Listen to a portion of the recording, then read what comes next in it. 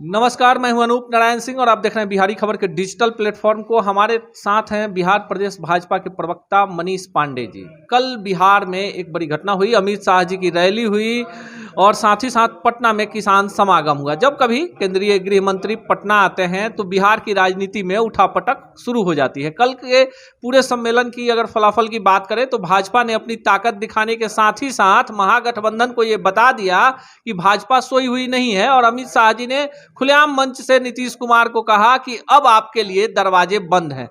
आमतौर पर राजनीति में दरवाजे किसी के लिए बंद नहीं होते हैं, पर भाजपा ने जिस तरह से कल अमित शाह जी ने अपने सभा में लगातार गिनाया कि संख्या हमारी ज्यादा रही लेकिन हमने गठबंधन धर्म का पालन किया, लेकिन बार बार आप हमारे साथ पलटी मार राजनीति खेलते रहे, इसलिए बिहार की जनता और कार्यकर्ताओं की भावना को देखते हुए नीतीश जी के लिए दरवाजे बंद है। मनीष जी, दरवाजे बंद होते हैं क्या राजनीति में? कभी आपको क्या लगता है, खास करके नीतीश जी के नाम पर?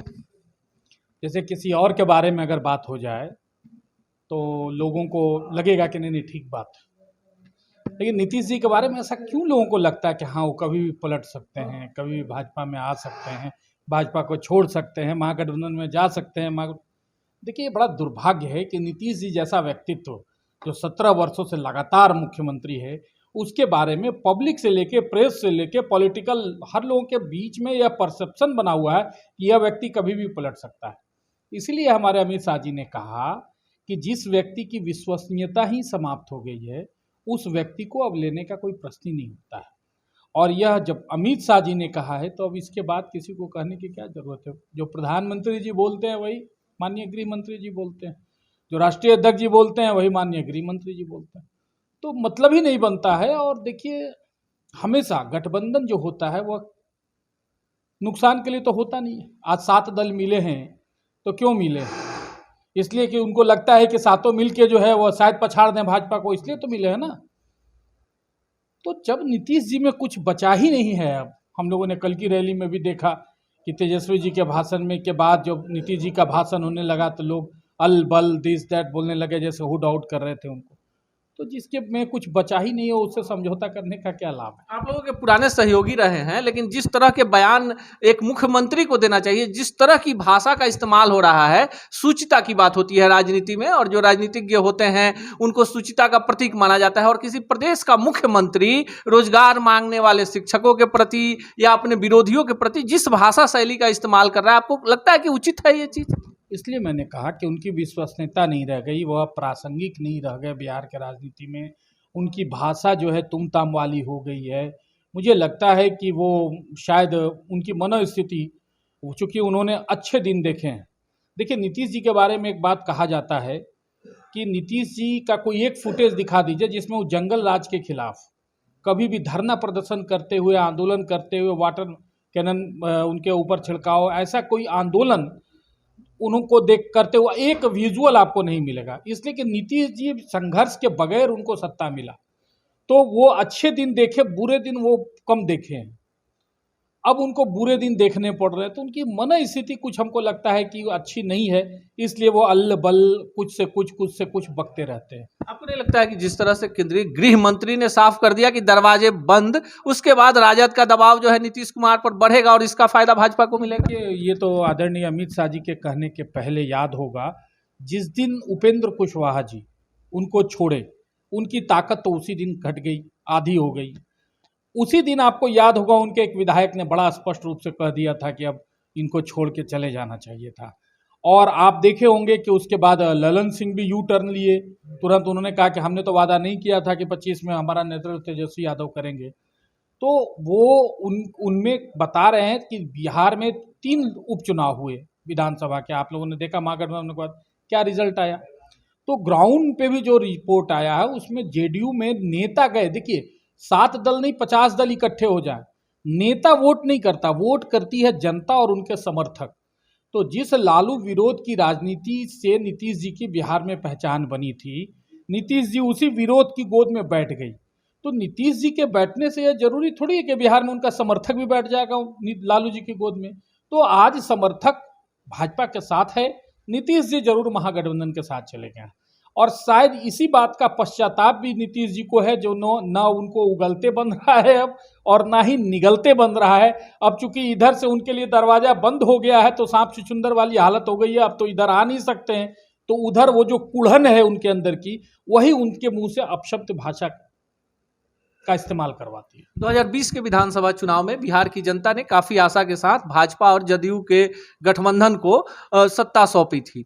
कहीं ना कहीं आपको लगता है कि जिस तरह का माहौल पूरे बिहार में हो गया है, किसी को नहीं पता है कि कब मुख्यमंत्री किसके साथ जाएंगे। भाजपा की जिम्मेवारियां नहीं बढ़ गई हैं, जनता ने आप पर विश्वास किया था, आपसे वही शासन चाह रहा था जब अपराधियों पर लगाम था, बहुत सारी विकास की कामें हो रही थी, बिहार में एक माहौल बन गया था, और फिर पलटी मार सियासत हो जाती है। ऐसे में भाजपा जो सबसे बड़ा दल है बिहार में, उसकी भूमिका कितनी प्रासंगिक हुई और कितना चैलेंज आप लोगों के सामने बढ़ा? ये बहुत अच्छा सवाल आपने किया है। हम थोड़ा सा पीछे जाना चाहेंगे। 2005 से लेकर 2013 तक जब आप देखेंगे बिहार में शासन और प्रशासन की स्थिति तो बड़ी संयमित थी। यहाँ तक कि जेडीयू के भी जो बाहुबली विधायक थे उनको भी सलाखों के पीछे जाना पड़ा था। लेकिन जब 13 में नीतीश जी फिर यू टर्न लिए और जंगल राज की गोद में जाकर बैठे, तब आपने देखा होगा कि किस प्रकार से फिर से अपराध बिहार में बढ़ा।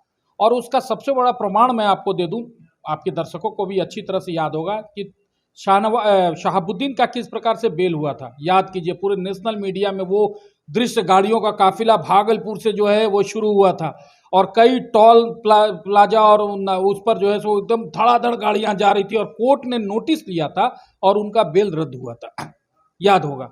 तो ये दौर वही दौर है जब नीतीश जी गए जंगल राज की गोद में, तब फिर से वापस जो है बिहार में, और फिर जब हमारे साथ आए तो उसकी कुछ झलक थी, लेकिन अपराध की प्रवृत्ति, मनोवृत्ति दूसरे तरह की थी। हत्या हो जाए, नृशंस हत्या, इस तरह का कुछ था। लेकिन हाल के 6 दिनों में जो बिहार की स्थिति बनी है, देखिए बिहार की जनता ने 2020 में जो बीजेपी को वोट किया, बीजेपी ने उसके हिसाब से काम भी किया।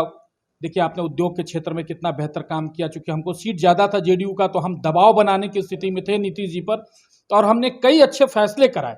और इसी वजह से शायद नीतीश जी हमसे अलग भी हुए, क्योंकि उनके ऊपर हमारा दबाव था, नौकरी का भी दबाव हम लोगों ने कहा था।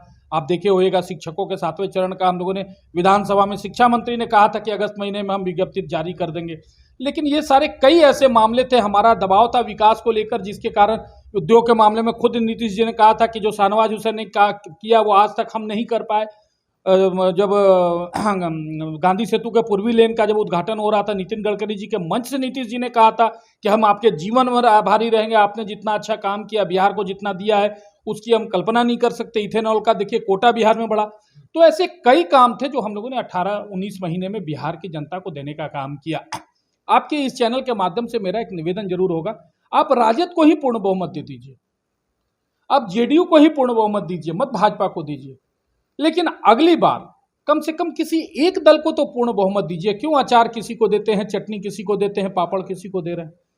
दूसरे राज्यों में कैसे, जिससे संतुष्टि नहीं होती 5 साल में सरकार बदल जाता है?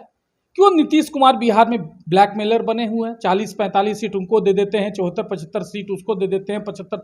इससे बिहार की जनता कम से कम इन चीज़ों को, ये जो वोटों की राजनीति और सीटों के माध्यम से जो कुर्सी पर बैठने की जो पिछले वर्षों बिहार की जो तकदीर और तस्वीर जो बदली है, कम से कम बिहार की जनता इससे निजात दिलाए।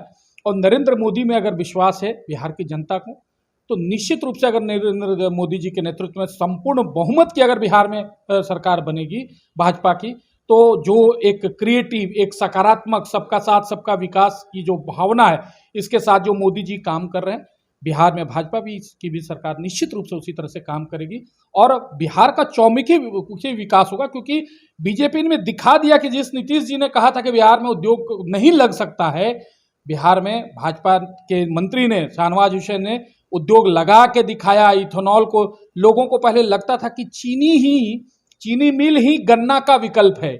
बिहार के लोगों को यही लगता था ना, हमेशा मांग होता था क्या, चीनी मिल।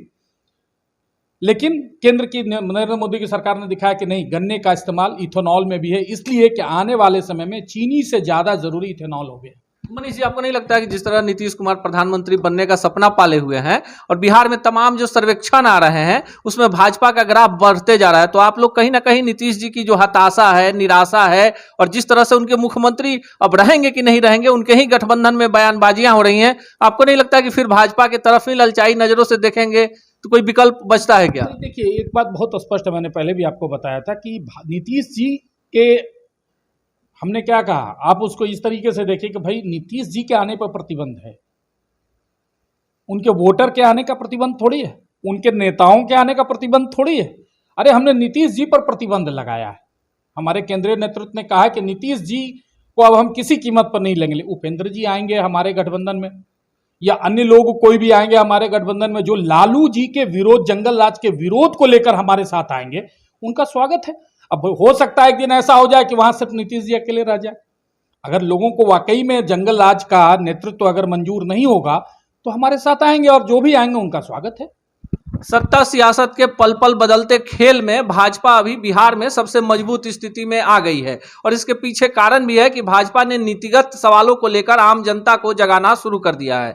तमाम विपक्षी दल अभी जहां प्रधानमंत्री का चेहरा तलाश रहे हैं, वहां भाजपा ने बिहार के 40 सीटों पर पूरी तैयारी के साथ अपना जन अभियान शुरू कर दिया। अब यह देखना दिगर होगा कि 2024 में जब लोकसभा का चुनाव होगा तो 40 सीटें में कितनी सीटें महागठबंधन के लिए बच पाएंगी, और महागठबंधन के कौन कौन से दल होंगे जो भाजपा के सहयोगी हो जाएंगे।